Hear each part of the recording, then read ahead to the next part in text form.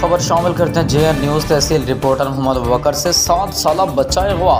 تھانہ سید پور کی حدود سے 7 سالہ بچہ مبینہ طور پر اغوا۔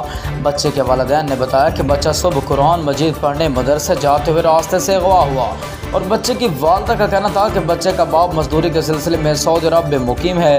اغوا کار کی رقم نہ ملنے پر دوسرے بچے کو بھی اغوا کر کے قتل کی دھمکی۔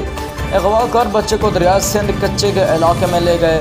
اغوا کار نے بچے کے دریائے سندھ پر بنائی ہوئی تصویر اور دھمکی آمیز وائس میسج بچے کے باپ کو واٹس ایپ پر بھیجا۔ اغوا کار کے بچے کے باپ کو دھمکی آمیز واٹس ایپ JN نیوز کے نمائندوں کو موصول۔